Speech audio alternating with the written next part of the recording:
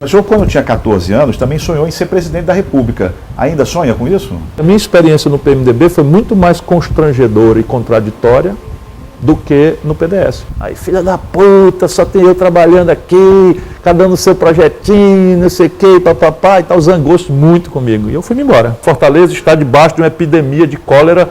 Eu imediatamente destruía 200 mil empregos. Fernando Henrique levanta, vai no balcão e volta completamente pálido. Ele disse, olha, uma merda grande está acontecendo aí. Era o Itamar no telefone, está nos chamando, nós três, lá para a casa dele. Eu queria comunicar aos senhores que eu não vou assumir a presidência da República. O Itamar disse, o senhor está insinuando que eu não tenho capacidade de mandar, Tasso? Não, eu estou insinuando é que o senhor manda demais. Romperam, feio.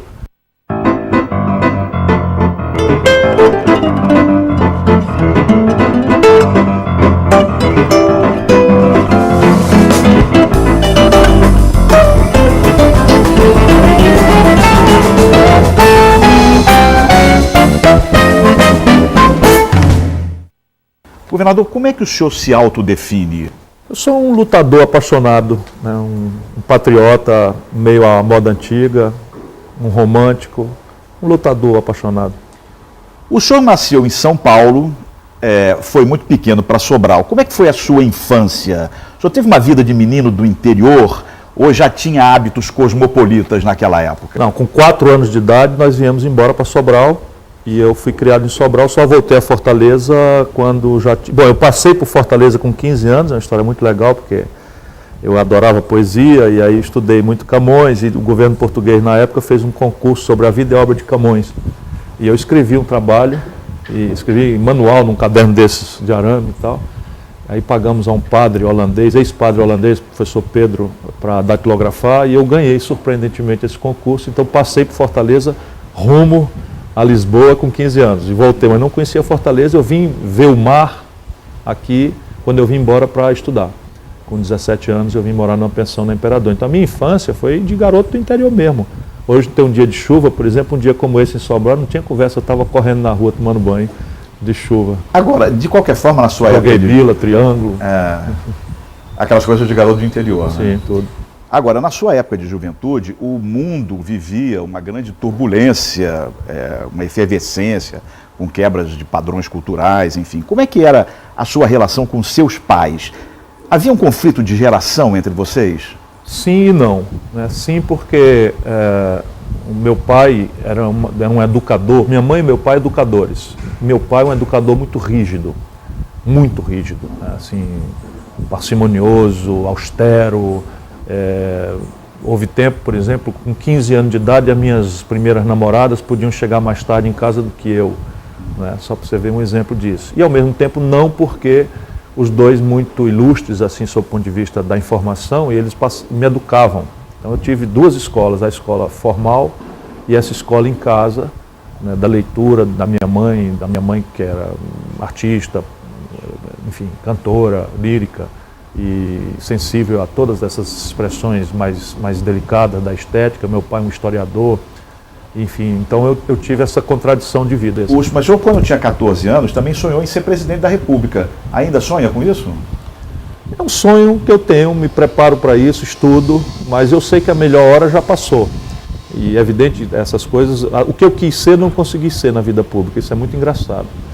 Eu nunca quis ser prefeito de Fortaleza, nunca quis ser governador do Ceará, pelo menos nas oportunidades em que eu fui.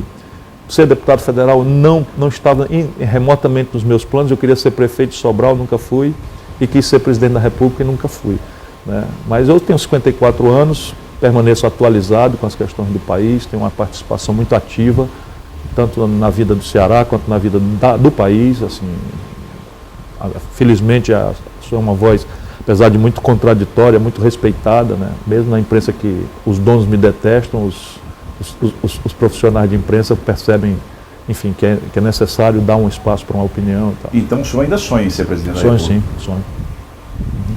O senhor entrou para a política de uma forma muito natural, uma vez que vem de uma família muito tradicional de Sobral.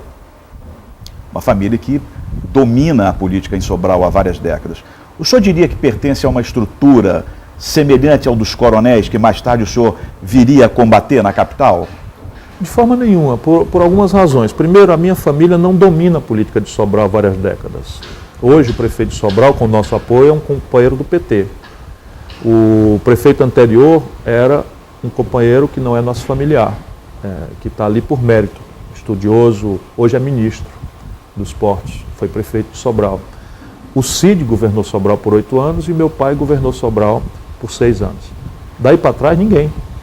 Nós éramos a oposição. Não tiveram sempre influência na política local? Sim, meu pai perdeu as eleições. Meu pai foi prefeito e perdeu as eleições. Quando eu entro na política, deputado, eu entro em oposição à política local em Sobral. A gente só vem ganhar a eleição, né? Eu, governador, perdi as eleições em Sobral. Sobral não é uma cidade... Sobral, a tradição de Sobral é a vitória da oposição.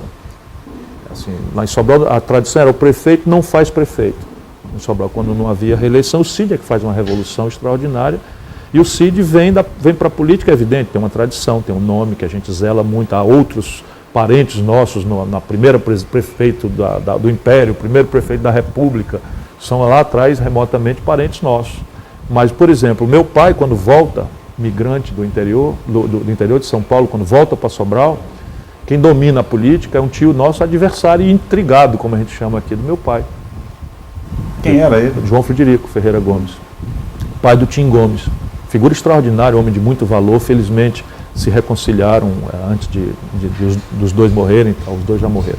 Agora, o senhor se sente incomodado de alguma forma quando lembram que o senhor começou a sua vida política nos quadros do PDS, sucessor da Arena, que era o partido que dava sustentação à ditadura? Dependendo do contexto me incomoda, mas se for uma questão de referência histórica, isso é definitivamente verdadeiro. Apenas a explicação, pela razão pela qual eu estou em Fortaleza, veio embora para cá com 17 anos, meu pai é prefeito em Sobral na sequência, eu estava morando aqui, meus colegas na faculdade e meus professores, Noemi Elisa Aderaldo, professor Xavier, tudo gente maravilhosa que eu tive, me ajudaram, me davam cobertura para eu ficar num lá e cá ajudando a campanha do meu pai de oposição, campanha dura, pesada, de oposição ao governo do estado do Ceará. Meu pai ganhou por 422 votos. E aí, passa o tempo, eu retomo o movimento estudantil em Fortaleza. Eu sou um dos pioneiros da retomada do movimento estudantil. Evidentemente, eu não tinha, nunca fui comunista. Na época, como ainda hoje, o PCdoB dominava praticamente todas as renascentes instituições estudantis. E eu não concordava, eu não concordava por reacionarismo, não concordava por leitura. Eu era um cara meio trotskista, para talvez surpresa sua. Eu lia Mandel, que é uma interpretação do Trotsky, e a turma que era trotskista mesmo estava na Libelu, não estava com o PCdoB, mas eu mesmo, o trotskismo, vamos dizer, orgânico, que não tem nada a ver com a teoria, com a ideia maravilhosa de uma revolução permanente, que não se burocratiza, etc., isso me encantava e era a minha leitura. Eu tentava entender o Capital mesmo profundamente. Aí tinha o Gabriel, da livraria, que a gente comprava livros acadêmicos e tal, e ele, quando percebia que tinha um aluno ali com um pouquinho mais de cocô na cabeça, alguma coisa interessante para ele, passava uns livrinhos para a gente, e eu era um dos, vamos dizer, dos beneficiados dessa clandestinidade do Gabriel. Então, se me incomodo, mas o que aconteceu? Eu volto para Sobral, e aí baixo o gás, eu baixo o pacote de abril, fecho o Congresso e baixo o pacote de abril. O que é o pacote de abril? Ele determina, de cima para baixo, com o Congresso fechado, que os votos passarão doravante a serem vinculados. Ou seja, se você votar num vereador de um partido, você está obrigado a votar em todos os candidatos do mesmo partido. Ora, meu pai era, em Sobral, de uma sublegenda do PDS. Eu nunca fui da Arena que inventaram. Meu pai era do PDS, de uma sublegenda do PDS, e a sucessão dele em marcha. Se eu tinha que votar no candidato do meu pai, e não queria ser candidato a deputado estadual de jeito nenhum, foi uma ideia meio imposta pelo meu pai, eu tinha que me filiar ao PDS. Tive uma briga com meu pai, talvez a única briga, um choque grande, e terminou com a lucidez dele, que eu acho corretíssimo. Ele disse: olha, isso aqui é um protocolo, é uma formalidade, isso no Brasil, essas coisas você já sabe, isso daqui a pouco vai ter uma democracia, você toma o caminho que você quiser. E foi assim. Essa velha questão que o senhor tem com o PCdoB, o senhor tem uma antiga desavença? Questão fraterna. Mas é uma desavença muito antiga. Eu casei com a militante do PCdoB. Mas é uma desavença que vem de uns tempos muito remotos, desde que o senhor disputou uma eleição para a União Nacional dos Estudantes em 1979, né? Essas desavenças com o PCdoB, elas perduram. O que há de errado no PCdoB?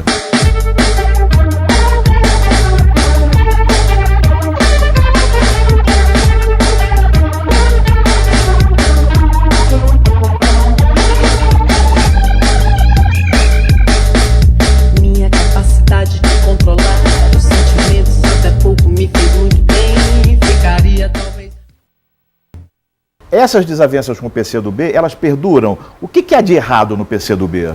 Não, a questão básica não há nada de errado. Naquela data, especialmente, não havia nada errado. O que há é uma discordância de concepção de economia política, de visão de mundo. Não é? Eu não concordava com o experimento soviético. Isso não me jogava na defesa do capitalismo. Se você recuperar no arquivo, as pessoas diziam: quem são os seus ídolos na política? Eu dizia Olof Palme, que era um social-democrata, um socialista democrata da Suécia, Willy Brandt, que era um social-democrata, um socialista democrático da Alemanha, enfim. E eu achava, como sigo achando até hoje, que o caminho é o socialismo democrático. Por quê? Porque me parece que a eficiência da iniciativa privada na propriedade dos fatores de produção é um elemento impulsionador do progresso humano, né? Na pesquisa, na ciência, na tecnologia. E o Estado, como expressão do querer coletivo, essa minha percepção de Estado, deve ser o encarregado de subtrair os excessos pela regulação ou mesmo pela tomada de riquezas, inclusive sendo ele próprio proprietário, para redistribuir, eliminando a grande perversão do capitalismo, que é a inequidade, a desigualdade, a concentração de renda, o oligopólio, que ainda infestam a vida brasileira, por exemplo. E o PCdoB há muito tempo desertou disso. Era um negócio de manual, mas com todo respeito, e eu tenho queridos, fraternos, companheiros, nós somos aliados a vida inteira, mas é uma discussão antiga. Nesse momento mesmo, eu acho que o papel do PCdoB na relação com o PT é destrutivo para ele próprio, PCdoB. Bom, aí como é que se deu o seu rompimento com o PDS e a sua passagem para a oposição? Simples assim, como estava combinado. Passagem natural. Simples assim, como estava combinado. E eu vim para cá, deputado, em oposição ao Gonzaga Mota. Até hoje eu revejo um pouco essa questão, porque o papel do Gonzaga Mota na ruptura, na preparação desse Ceará mais moderno que nós temos, que o Tasso é a exuberante demonstração, o melhor símbolo, foi fundamental. Mas eu era oposição a ele, e era escolhido ciclicamente o melhor deputado da Assembleia, e falava, etc, etc. Fui adquirindo autonomia pessoal, e assim como combinado, fui para o PMDB. E digo a você, a minha experiência no PMDB foi muito mais constrangedora e contraditória do que no PDS. Porque no PDS nunca ninguém me disse nada que eu devia fazer isso, ou que eu devia fazer aquilo, que eu devia defender isso ou defender aquilo. Eu defendia o parlamentarismo, defendia a eleição direta nas capitais, que era uma emenda Mauro Benevides, defendia as eleições diretas já, defendia a anistia ampla, geral e restrita, pertencia a esses movimentos todos. No primeiro momento do PDS. E no PMDB, de que maneira eles constrangiam o senhor dentro do partido? Porque na sequência, o PMDB vira Sarney. O Jader Barbalho era do PMDB de oposição, o Jader Barbalho era um líder progressista, o Quércia era um líder progressista. E veja no que deu. A ponto de, na sequência, tragédia da minha vida, né, eu rompo com o PMDB, Gonzaga Mota adere ao PMDB, aqui no Ceará, e eu saio. Saio, vou para a oposição, fundar o PSDB. Aí o PSDB era tudo que eu sonhava. Ética, decência, competência, quadros extraordinários, figuras maravilhosas, todo mundo de biografia reta e tal, uma proposta para o país. Até que o Fernando Henrique vai ao poder, faz logo uma aliança com o PFL, que tudo bem, hoje em dia eu sou mais maduro, mas naquela data a gente tinha acabado de confrontar o PFL do Ceará, que era a candidatura do Adalto Bezerra. E assim, não explicava, não tinha razão para isso. Aí eu vou para o exílio, resolvo ir embora. Não aceito ser ministro do Fernando Henrique, apesar dos generosos convites, sucessivos convites. E digo a ele que vou sair, largo a política e vou embora para os Estados Unidos. Passei o pão que o diabo amassou estudando. Chorava, fim de semana, saudade da porra. E, enfim, vida pública acabada, com 36 anos de idade. Tendo sido o governador mais popular do Brasil, prefeito de capital mais popular do Brasil, por esse antagonismo federal. Mas eu quero voltar um pouco antes, que o senhor se referiu à época que o senhor estava na Assembleia Legislativa, em que o senhor foi escolhido, foi eleito melhor deputado. Todos os anos da minha por todos os anos, dos meus mandatos.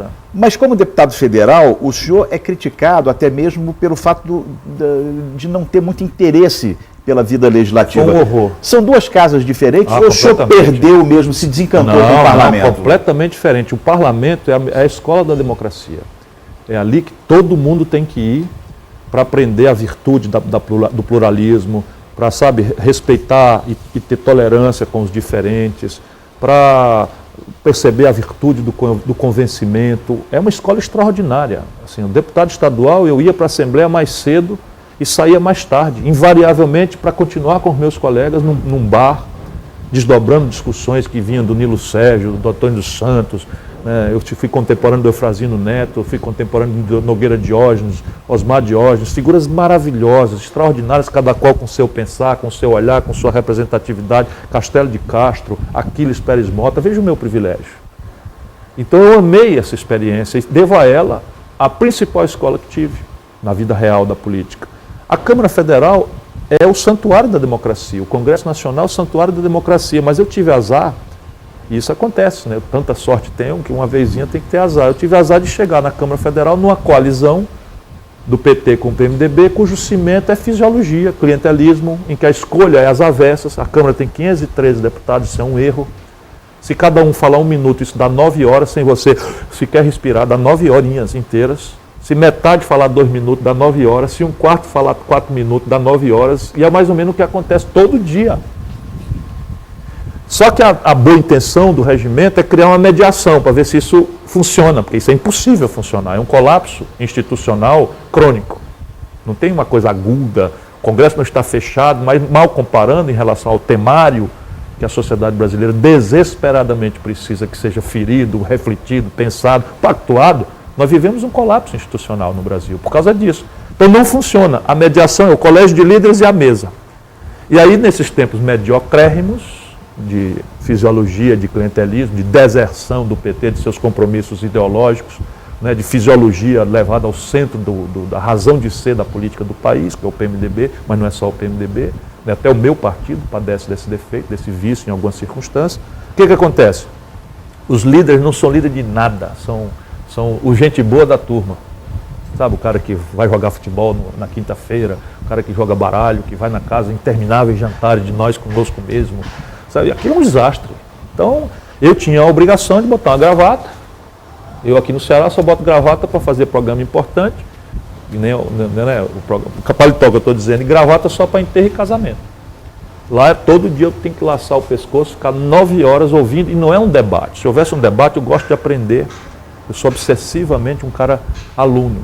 Lá não tem um debate, Rui. Você precisa passar um dia, a imprensa precisa passar um dia analisando isso. O camarada se inscreve às 6 da manhã para falar 4 minutos sobre um tema. A importância da azeitona na composição da empada. O outro se inscreve para falar às 6h15 da manhã, chegou 15 minutos depois, para falar sobre a morte do padre fulano de tal, da cidade não sei de onde. O outro entra para falar, tudo isso é importante.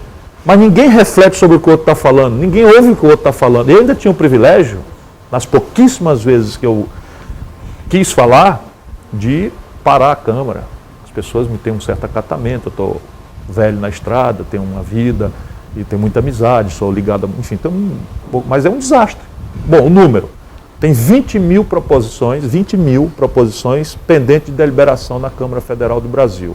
A produtividade média de 2 por dia. 2 por semana, quero dizer, não por dia, se fosse por dia. 2 por semana. Então, veja bem, se você parar a Câmara, não entrar mais nenhum projeto novo, e nem o Executivo mandar a agenda dele, ou seja, parar o país, nós vamos levar 10 mil semanas para limpar a pauta da Câmara. Faça conta o que é 10 mil semanas em séculos.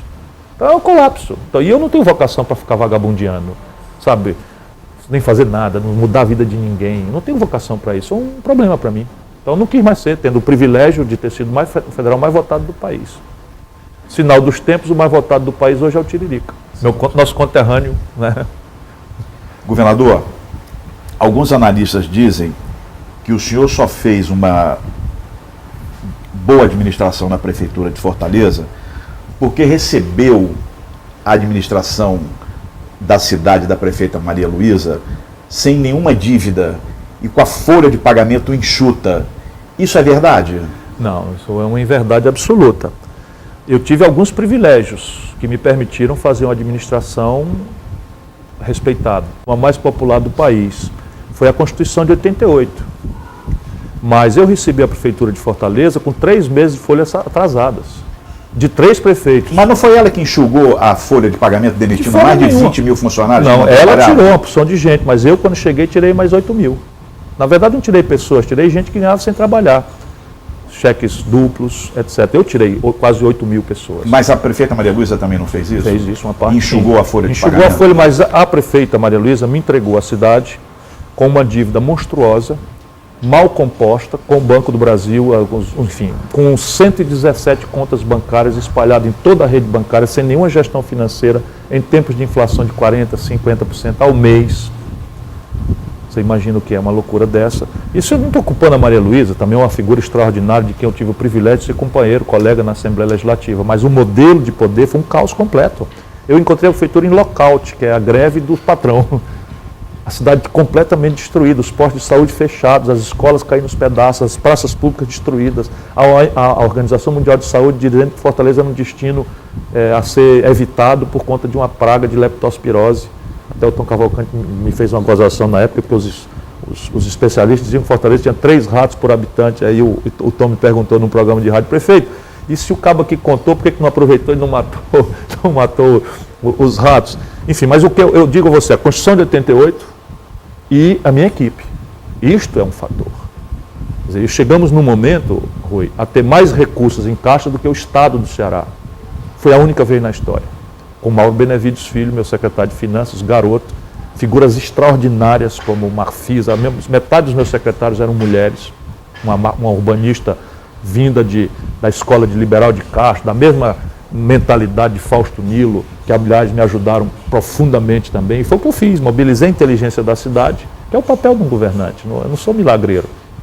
Eu vinha de uma escola de grande eficiência na gestão, que é o meu pai em Sobral, até hoje reconhecido como um prefeito que mudou a história, e venho aqui e tenho esse privilégio de convocar metade dos meus secretários, eu sequer sabia quem era antes de convocá-los. Eu perguntava quem era o melhor cara de lixo na cidade. Quem é o melhor cara? E falando Beltrano, Cicano, tal, daí o Fontinelli. Eu chamava, entrevistava, e com aquele que me parecia mesmo ou melhor, o desafio era: nós temos que limpar a cidade em 90 dias. Todo mundo disse: é um mentiroso. Mas que conversa de mentira, rapaz? Eu faço esse negócio, você consertar emprego, melhorar a saúde, dá mais trabalho, mas limpar a cidade, francamente, e deu certo, foi feito. Agora, quando o senhor anunciou que seria candidato a prefeito em Fortaleza, o senhor, na verdade, não podia se candidatar, porque o senhor não tinha domicílio eleitoral em Fortaleza, seu domicílio era em Sobral, né? Como é que o senhor conseguiu sair candidato? Essa história é extraordinária e se repete um pouco a premissa com a minha candidatura a deputado estadual. Meu pai me chama, diz: olha, estamos fazendo aqui uma administração, mudamos a cidade, o povo nos respeita, eu não roubei e quero sair, mas não quero sair sem nada. E eu não entendi aquela conversa direito. Sim, pai, eu também acho, o senhor fez um belo trabalho e tal. Se eu estive pensando, nós temos que ter um candidato a deputado estadual, voltando um pouco atrás. E eu disse: e também acho que sua liderança aqui é capaz. Sobral já tem massa crítica para projetar um deputado estadual. Sobral estava no fundo do poço, de desprestígio e tal. Aí ele disse: e tem que ser alguém completamente afinado com as nossas ideias e tal. Eu digo: eu também acho e tal. Isso aí, só tem um, é você. E eu, pai? Eu que sou candidato a nada, era jovem advogado, professor da universidade, pensando um dia em ser vereador em Sobral e tal. E aí tal, papai, tal. E aí tem o partido, aí tal briga que eu já falei. Se filia aí, isso é um protocolo, depois você vai para onde você quiser, deixa de ser infantil e tal.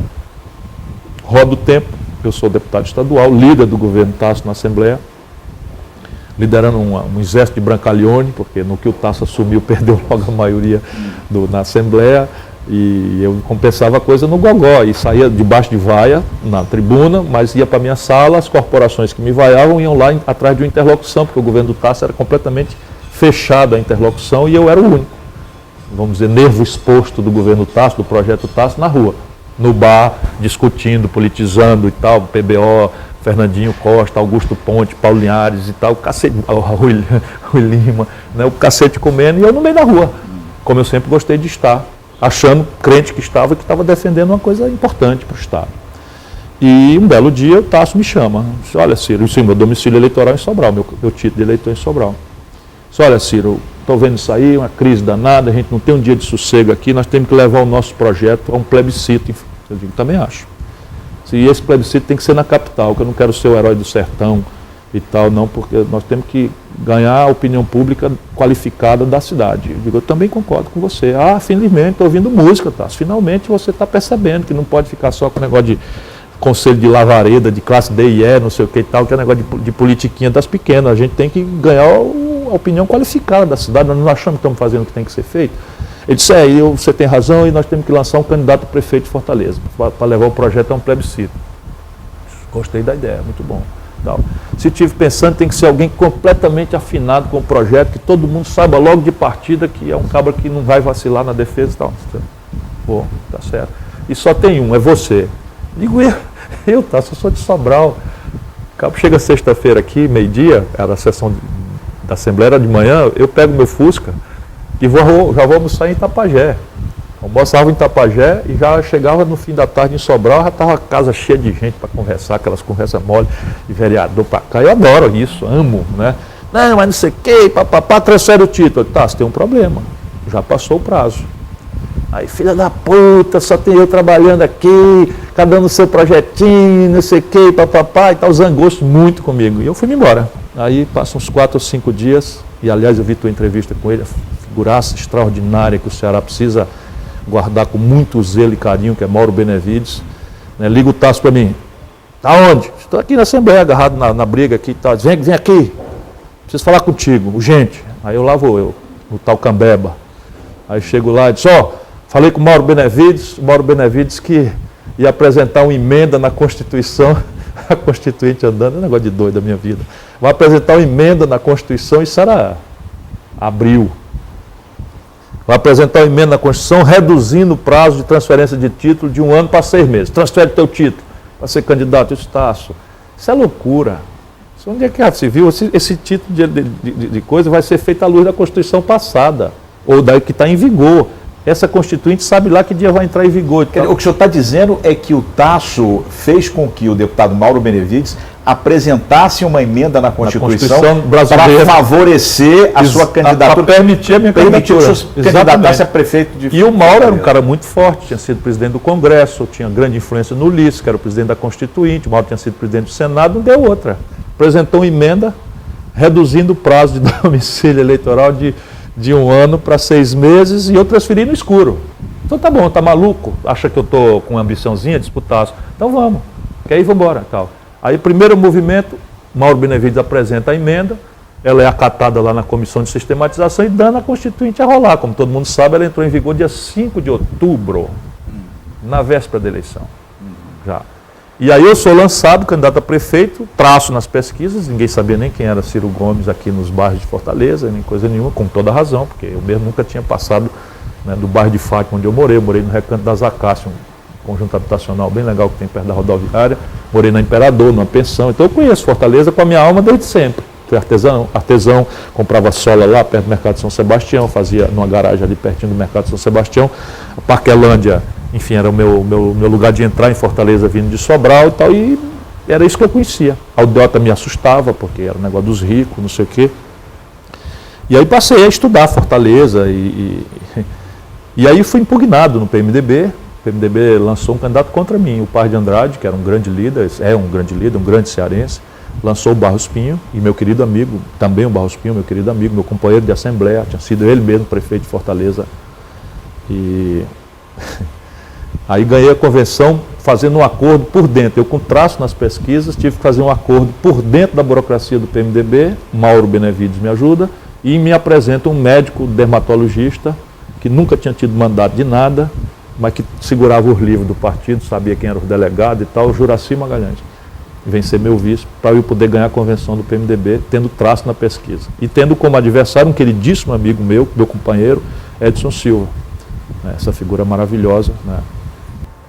Quando o senhor foi governador, embora o senhor tenha feito um governo considerado de muito sucesso nacionalmente, o senhor enfrentou crises muito graves no seu governo, como uma greve de médicos, que durou mais de 100 dias, e uma epidemia de cólera aqui no estado. Por que o senhor não conseguiu lidar com esses dois problemas?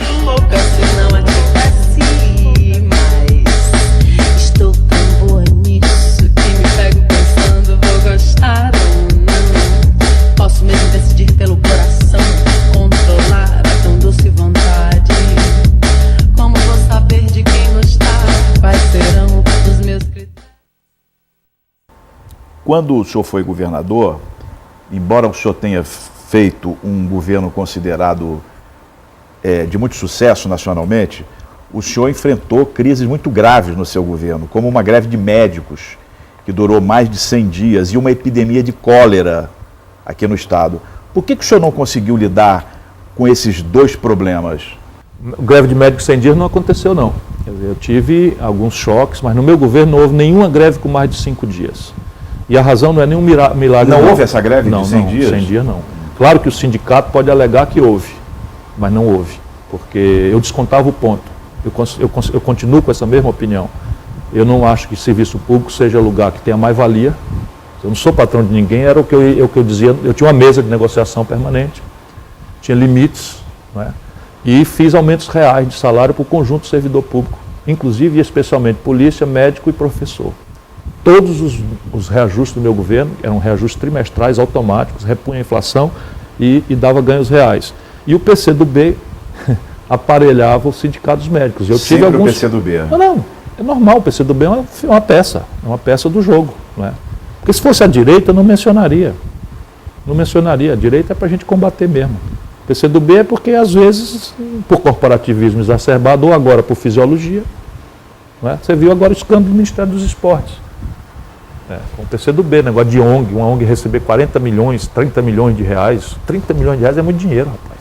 Mas por que o senhor negava? Porque o cara era... Não, então eu cortava o ponto, negociava, mas cortava o ponto. Eu podia repor e tal. Não sei se esse teu arquivo aí não é do governo do Tasso, teve uma greve muito longa. E eu fui mediador.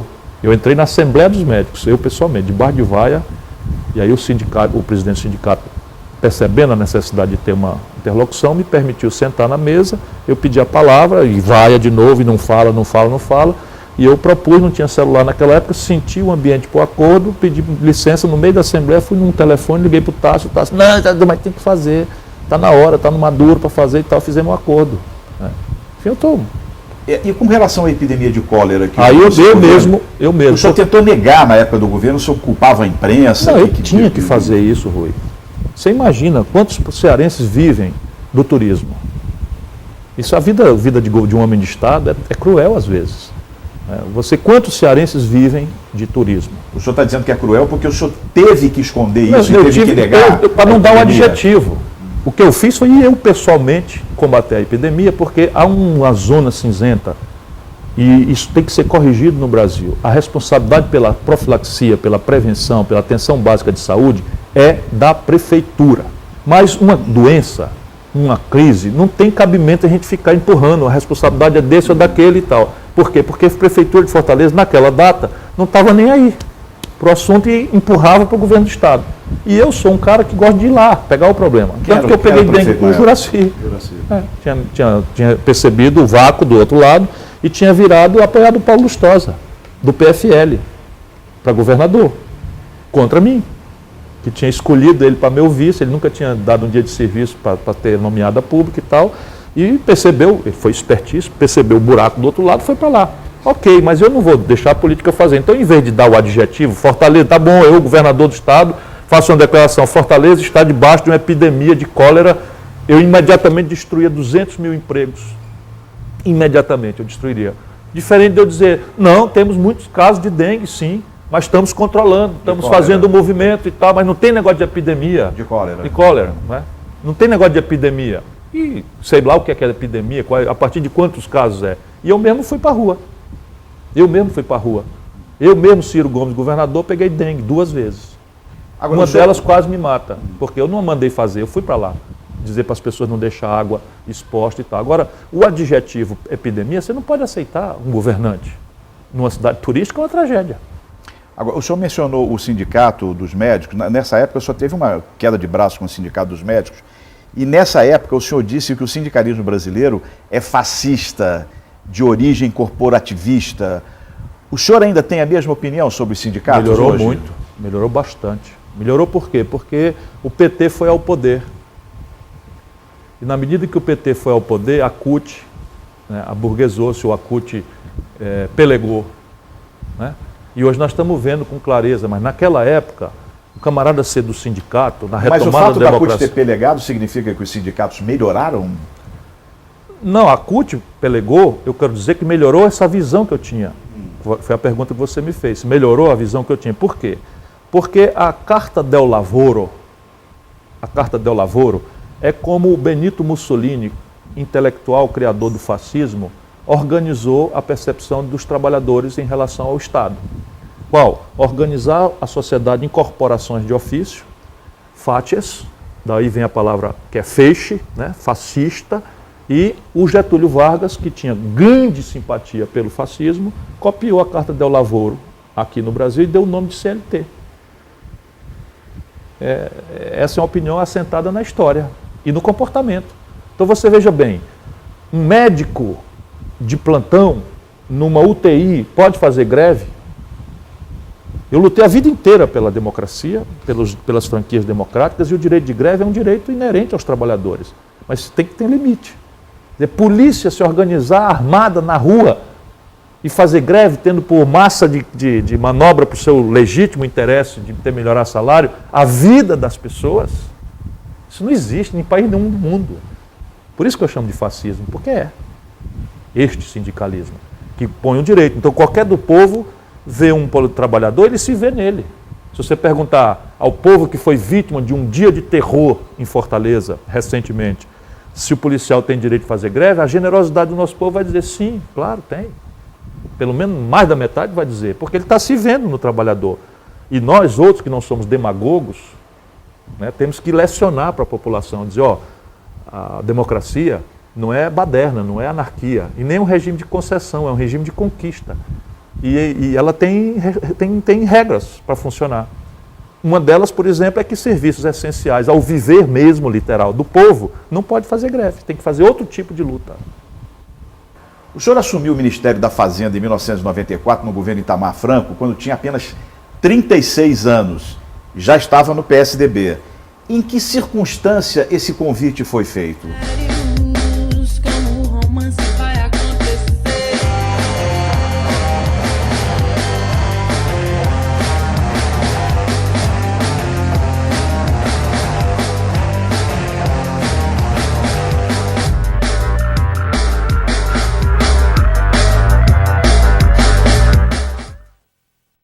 O senhor assumiu o Ministério da Fazenda em 1994, no governo Itamar Franco, quando tinha apenas 36 anos.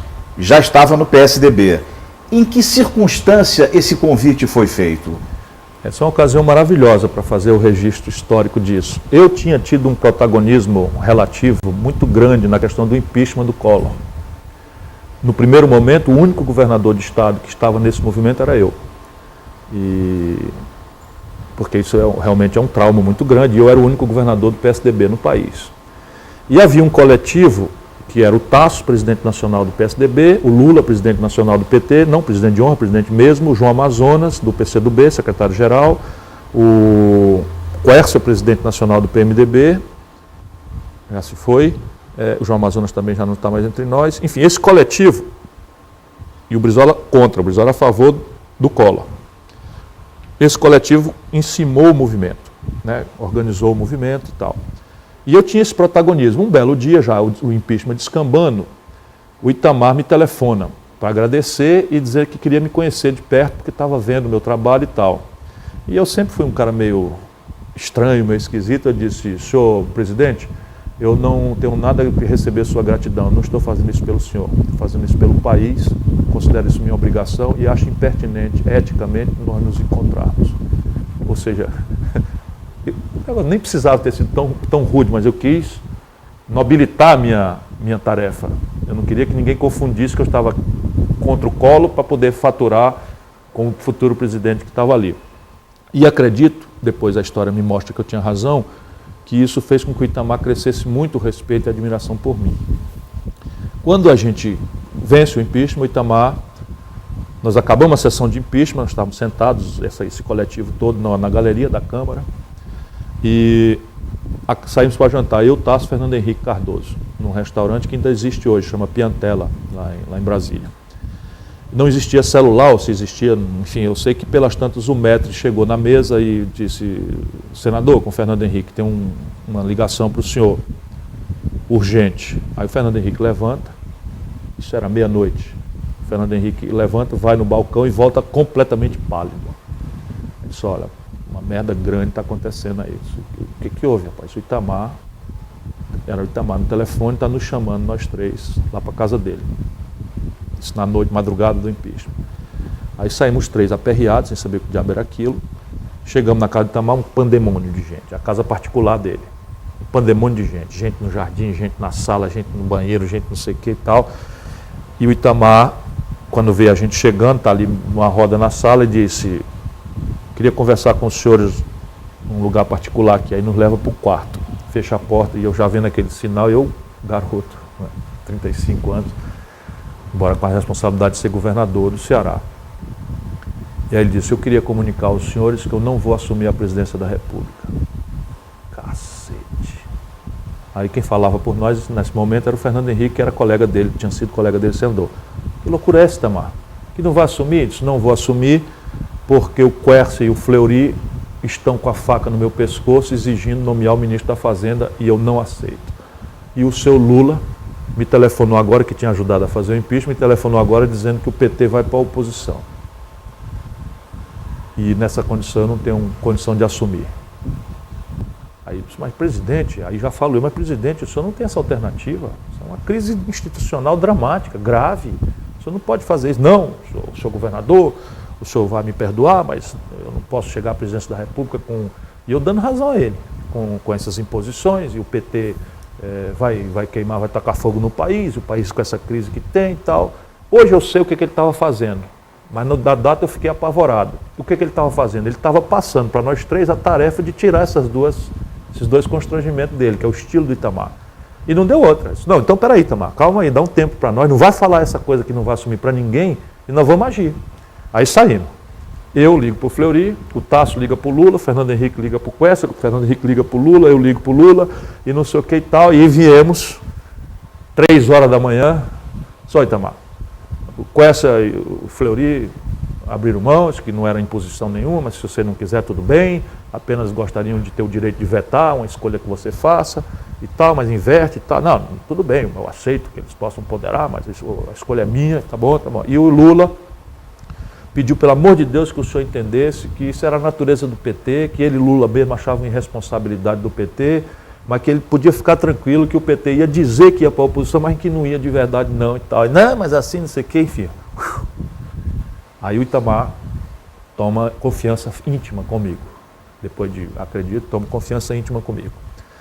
Na sequência, o PSDB, ele indica gente do Ministério, ele vai indicando, assim, nessa noite ali, a confusão, por conta do veto, por conta da esculhambação do PMDB, ele tinha convidado o Gustavo Krause, de Pernambuco, que tinha sido secretário da Fazenda, para ser ministro do Interior, esse ministro da Integração Nacional, esse ministério que eu ocupei depois. E como estava madrugada, o dia para amanhecer, o Krause, feliz da vida, ministro da Integração Nacional, o Itamar sai conosco na coisa e chama: Gustavo, você vai ser o ministro da Fazenda. O Gustavo Krause: pelo amor de Deus, Ciro, eu não tenho condição de assumir uma coisa dessa, isso é um rabo de foguete e tal. Krause: aguenta a mão, fica firme, porque coisa pior nós acabamos de apagar. E aguenta a mão, aí foi 30 dias ministro. Aí o Itamar botou um professor dele, Haddad, lá de coisa, e eu era intermediário, porque no momento o Itamar se aborreceu com Haddad e o Tasso foi falar com o Itamar em nome do PSDB e tiveram um desentendimento grave. O Itamar disse: o senhor está insinuando que eu não tenho capacidade de mandar? O Tasso: não, eu estou insinuando é que o senhor manda demais. Ele disse isso para o presidente? O Tasso disse isso para o Itamar: não, o senhor está insinuando que eu não tenho capacidade de mandar? Disse: não, eu estou dizendo é que o senhor está mandando demais, além da conta, não sei o que e tal. E romperam, feio. E aí a interlocução institucional do PSDB com o Haddad, que era quadro nosso e professor do Itamar e ministro da Fazenda, passa a ser feito com a minha mediação. Então o Haddad me liga, eu vou a Brasília, ele me passa o assunto, eu vou ao Itamar, que me recebia a hora que eu queria, na casa ou no palácio, falava com ele, não, ele levava a solução, entregava para o Haddad e tal, tudo isso clandestino. Aí cai o Haddad e ele nomeia o Eliseu Rezende. Aí eu dou uma declaração contra. E o Itamar era fantástico, quase que eu digo aquela outra palavra, é fantástico. O Itamar, eu dou uma declaração contra, que o governo do Itamar era como uma mulher de César em Roma. Não bastava ser virtuoso, tinha que parecer virtuoso, e essa nomeação era vulnerável. Eliseu Rezende, Rezende. Que tinha sido diretor do Departamento Nacional de Estado de Rodagem. Tinha lá um envolvimento Tinha lá, com algumas coisas isso, contra ele. isso. Aí eu dou essa declaração. Dou essa declaração e o Itamar me liga imediatamente e me convida para ir jantar em Brasília. Aí eu tomo um avião aqui, vou jantar em Brasília. Quando eu chego no Palácio da Alvorada, tem várias salas grandes e tem uma salinha minúscula. O Itamar entra comigo na salinha, está sentado o Eliseu Rezende, assim, só fazia um tamanho desse aqui, desses dois juntos aqui, de maneira que você tinha que ficar como eu estou contigo aqui, eu e o Eliseu. Aí ele disse: ministro, o jovem governador do Ceará é uma pessoa que a gente tem que ter muito respeito com ele, por isso eu convidei para ele jantar, vou deixar vocês conversarem um pouco. Sai e fecha a porta. Veja que constrangimento. Você tinha acabado de falar mal isso, exatamente. do Eliseu Rezende. Embora em termos, né? O negócio da mulher de César em Roma e tal. Ele disse: olha, governador, eu vi sua declaração, queria olhar no seu olho dizendo: eu sou um homem decente, eu nunca... Sou muito moço ainda, a vida pública tem dessas injustiças, então fui ficando acanhado, sem jeito e crente nele, entendeu?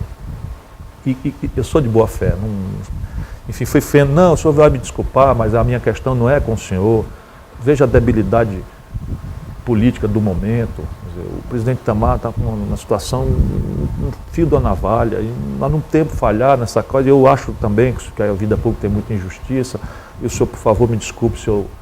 Antes de dizer qualquer coisa, eu me adiantei, mas era uma questão mais de imagem. Tá? Não tem problema, o Itamar pediu para vir aqui conversar, eu tenho um grande respeito pelo senhor, o senhor é um governador extraordinário, uma figura moça da nova geração, cacete. Bom, passa-se poucos meses, o Eliseu Rezende se hospeda. Olha a diferença de padrão de decência do Itamar para os seus sucessores, Fernando Henrique e Lula, ou PSDB e PT. O Eliseu Rezende vai para Nova York, e a conta dele no Hotel Plaza, a conta do hotel é paga por uma empreiteira. Itamar demite ele por telefone, ele em Nova York. E aí me avisa que vai chamar o Fernando Henrique. E eu não tinha direito de falar. O Fernando Henrique naquela época estava no céu sendo o chanceler, o ministro das Relações Estrangeiras do Brasil. E eu não podia dizer. E o Fernando Henrique tinha que passar aqui amanhã para me comunicar oficialmente que nós tínhamos ganho o Prêmio Mundial da Unicef para o combate à mortalidade infantil e ia para Nova York. E eu sabia, eu só fui dizer: Fernando, se prepara, a gente se chamava pelo prenome, se prepara que você tem um grande desafio pela frente. Eu disse: o que é? Eu disse: não, o Itamar confia muito em você e tal. O Itamar já tinha me dito. E aí o Itamar liga para o Fernando Henrique, convida o Fernando Henrique, e o Fernando Henrique toma um susto. Ô Itamar, eu vou ser ministro da Fazenda, Itamar, eu estou cumprindo aqui várias tarefas, várias missões, retomamos a relação do Brasil com a OEA, que estava deteriorada, estamos restaurando as relações do Brasil com os Estados Unidos, depois da ruptura da dívida, tal, muita tarefa, não, porque não sei o quê, a missão é essa e tal. Aí o Fernando Henrique pede um tempo, Sou Itamar, então você me dá um tempo para eu chegar aí, para conversar, ele tá, tipo, perfeitamente. O Fernando Henrique embarca de noite em Nova York para vir para cá, e o Itamar manda rodar o Diário Oficial. Dona Ruth morreu descrendo de que o Fernando Henrique não tinha contado para ela que ia ser ministro, porque não podia, e ele na verdade não sabia. Eu sei que isso é verdade. Bom, o que eu estou contando essa história toda é porque eu estou por perto, sempre, embora no bastidor. Aí sai o Fernando Henrique, entra o Recupra, isso é uma história depois que a gente precisa esmiuçar um pouco mais, porque tem a ver com o destino do Ceará, o destino do Tasso. Quando o Recupra dá com a língua nos dentes, naquele escândalo da parabólica, eu ligo para o Itamar. Eu tomo a iniciativa, com medo de escuta telefônica, eu peço a um amigo qualquer que me empreste o escritório para eu ligar, e eu ligo: presidente, é o Ciro. Pois não, governador e tal. Eu disse: olha, eu estou lhe ligando sem necessidade, porque eu sei que sou muito prudente e muito sábio e tal, e Itamar precisava muito de você ter esses arrodeios com ele. É muito cioso da autoridade, isso é uma virtude a mais dele. Eu sei que o senhor vai administrar isso com toda a habilidade de sempre e tal, mas eu queria lhe encarecer aqui, como seu amigo, lhe ponderar que isso é uma coisa muito grave. Assim, só para você ter a percepção daqui de baixo, é muito grave. A queda do Recupro está representando no imaginário popular o fim do real. E ele disse: não, eu percebo, eu sei disso e tal. Então, se o senhor me permite avançar na ponderação, o senhor precisa escolher imediatamente o sucessor dele. Não, eu também acho. Nós estamos falando sexta-feira e tal, quando segunda-feira, o mais tardar, eu já tenho o ministro tomando posse. Aí a bolsa, não sei o quê. Aí eu disse, se o senhor me permite avançar um dado? Eu disse, permite. Se o senhor me permitir, tem que ser nomeado alguém estritamente identificado com o plano. Muito identificado, que seja instantâneo, assim, que então trocou Chico por Manel, mas o plano é o mesmo. Aí ele disse, estou de acordo. Quem é que o senhor sugere? Aí eu disse, tem 3 pessoas que eu acho que seriam imediatamente aceitas pela sociedade como fiéis intérpretes do plano real. Aí ele disse, quem são? Ele disse, o Edmar Baixa, o Pedro Malan e o Pécio Arida. Esses 3... Os 3 pais do Cruzado. Os 3 pais e do Real. Né? E do Real, menos o Malan. O Malan era burocrata internacional, brilhante, burocrata na melhor acepção do termo, brilhante, brasileiro, interessante, gente boa, enfim, tudo de bom. Foi meu presidente do Banco Central. Né? E ele disse, eu acho bons nomes, mas eu estou pensando em convocar o governador do Ceará para ser o ministro da Fazenda. Como, presidente? Isso mesmo, estou convocando o senhor, em nome do país, a assumir o Ministério da Fazenda. Senhor presidente, eu não posso fazer isso. Tem vários obstáculos para que isso aconteça. Mas que obstáculos seriam esses? Eu disse, olha, eu estou aqui com a minha sucessão em marcha. Meu vice-governador é candidato. O presidente da Assembleia é candidato. Então a minha sucessão estaria na mão do presidente do Tribunal de Justiça. Mas isso é normal, a Constituição estabelece, não considero que isso seja uma restrição, então ele volta a lhe dizer, isso é uma convocação em nome do país. Eu disse, presidente, então, e eu para me livrar daquele negócio e tal, eu disse, o senhor me permita pensar um pouco. Disse, o senhor tem 10 minutos. Ele disse, não, presidente, 10 minutos não são suficientes. E eu quero a sua autorização para consultar algumas pessoas. Aí ele disse, quem é que o senhor quer consultar? Eu disse, o meu pai e o Tasso Gereissati. Ele disse, esses 2 o senhor pode consultar. Tá bom. Desliguei o telefone, disse que era 10 minutos. Desliguei o telefone, aí chamei a Patrícia, que na época minha mulher, só uma bomba e tal. Falei para ela, e aquilo me pesou nas costas como uma carga de chumbo. Aí, como eu sempre faço, peguei o carro, vamos dar uma volta. Vamos no carro, dar uma volta, eu dirigindo. Aí me lembro que fui para o restaurante chinês do Guatemi. Ali, cacete, o que eu vou fazer com esse negócio? Passou 1 hora, 2 horas e tal, então Luísa ligar e minha secretária, a outra secretária ligar e o chefe da Casa Militar ligar que o presidente da República estava me caçando. Não vou retornar não. Nem consultei o papai, nem coisa. Aí voltei para casa, liguei, o Tasso estava fazendo um comício, acho que em Quixadá. Tasso, deu-se a seguinte situação, em reserva, eu pedi autorização, ele autorizou a falar só com você e com o papai. Nem pensar, Ciro. Se um negócio desse, rapaz, não está nem louco. Se você assumir um rabo de foguete desse, o Tasso foi como? Na hora, não está nem louco de aceitar um negócio desse. Se der certo, foi os outros que fizeram. Se der merda, foi você que fez. Tá bom. Aí ligo para o meu pai. Mas você não está nem louco, meu filho. Sua missão é garantir a eleição do Tasso aqui, ficar no governo mesmo até o fim e tal. E papai que me chamou a atenção e disse, se der certo, foram os outros que fizeram. Se der errado, a responsabilidade é toda sua. Tá bom, dormi e não dei resposta do Itamar. No dia seguinte, estava acontecendo a final, mais um torneio, nós tínhamos o Franco e o Roberto, os campeões mundiais de vôlei de praia, cearenses. Depois tivemos outra dupla e tal, Emanuel e Ricardo. Ou Emanuel e Ricardo são os primeiros. Enfim, um desses estava jogando na Praia do Futuro, numa quadra e tal, e eu fui de manhãzinha, isso era domingo já, então eu estou avançando aqui. Domingo, aí eu estou lá. E o Itamar tinha me ligado e eu não atendi, depois liguei para ele dizendo que não topava, não sei o que e tal. E aí estou na praia lá, chega o chefe da Casa Militar, todo fardado, nem com aqueles penduricalhos tal, dos galhardão e tal. Governador, assunto grave, o doutor Tasso está pedindo para você ir para a casa dele imediatamente, que era ali, né? A Praia do Futuro, é ali a casa dele. Aí eu vou, e o Tasso pode chover canivete, não tem conversa, o mundo se acabar, ele vai para a missa. Não tem perigo dele não ir à missa, como também não tem perigo de sair dia 13, nem assinar nada dia 13. Aí eu chego na casa do Tasso, chamado urgente, e a empregada diz assim, doutor Tasso foi para a missa, mas está com o celular ligado e pediu para o senhor ficar aqui na casa dele e ligar para ele na hora que chegasse, que ele vai atender. Aí eu ligo, da casa dele para o celular. Ele diz, muito grave, eu vendo aqui os cantos da missa, tá? Muito grave, fica aí, muito grave. Muito grave, fica aqui, tudo bem, estou aqui, estou te esperando. Aí basta uma meia hora ele chega. Só, mudou tudo. O Fernando Henrique está desesperado, o tracking, que é a pesquisa, né, caiu 12 pontos, está indo para o brejo plano real, está indo para o brejo candidatura, está indo para o brejo tudo e tal. O Fernando Henrique está desesperado para falar contigo. Está lá em Porto Alegre. Disse, tudo bem.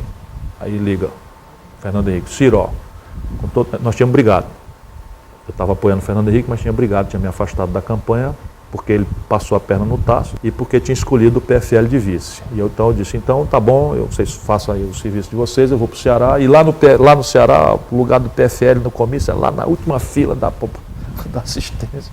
E vim embora. Aí eles, olha, você sabe, eu estou te ligando porque você sabe que não era o meu predileto, eu queria que fosse o Malan, o Pécio ou o Baixa. Eu digo, coincidentemente, Fernando, os 3 que eu indiquei para o Itamar. Mas está lá o Itamar, diz que só aceita se for você.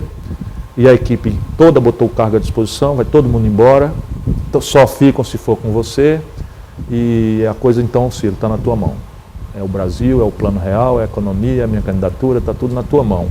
E eu estou te fazendo um apelo aí em nome do Brasil, para você aceitar. Cacete, tudo bem, eu estou entendendo o assunto e tal, vou ligar para o meu pai. Aí ligo para o meu pai, nesse caso muda de figura, você tem que ir. Aí eu ligo para o Itamar, só presidente, eu preciso lhe fazer algumas ponderações, agradecido pela honra que o senhor está me dando de me chamar. Aí, quais são as ponderações, governador? Eu disse, os banqueiros não gostam de mim.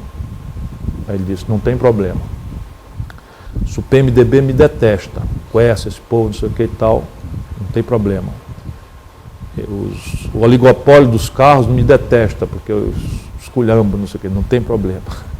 Você tá bom, então se o senhor acha que eu não vou lhe causar problema e se eu posso lhe servir, eu estou à sua disposição. O senhor culpa o presidente Fernando Henrique de não ter dado continuidade à política que o senhor implantou no Ministério da Fazenda naquela época. O senhor acha que o ex-presidente Fernando Henrique também vendeu o país para se reeleger presidente da República?